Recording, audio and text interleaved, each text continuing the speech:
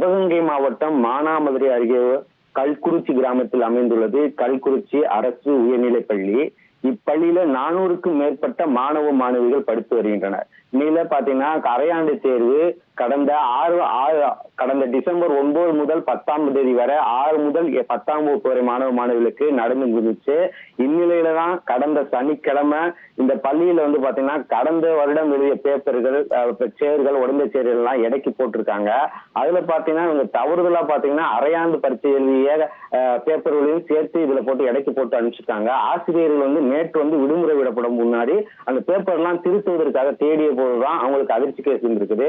எங்க பேப்பரை காணான்னு தேடிய போதுதான் அவங்க எங்க போச்சு ஏது போச்சுன்னு தேடும் போது அந்த பேப்பர் பாத்தீங்கன்னா மதுரையில இருக்கிற ஒரு பழைய பொருட்களுக்கு கொண்டு சென்றிருக்காங்க. அங்க பாத்தீங்கன்னா அந்த பொருட்கள்லாம் அந்த பேப்பர்லாம் அரைச்சு கன்வெர்ட் பண்றதுதான் அந்த அந்த அந்த கடையோட வேலை. அங்க பாத்தீங்கன்னா அதிர்ஷ்டவசமாக அந்த பேப்பர் எதையுமே அவங்க அந்த டிஸ்போஸ் பண்ணல.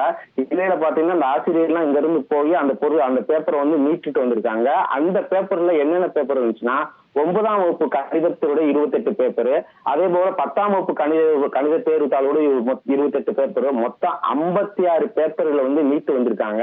ஒரு அரையாண்டு தேர்வு பரிசு வினாத்தாள்கள் ஒரு இடை நிலையத்திற்கு போனது மிகுந்த பரபரப்பு ஏற்படுத்தியது. தொடர்ந்து இந்த சம்பவம் குறித்து விசாரணை நடத்தி வருகின்றனர்.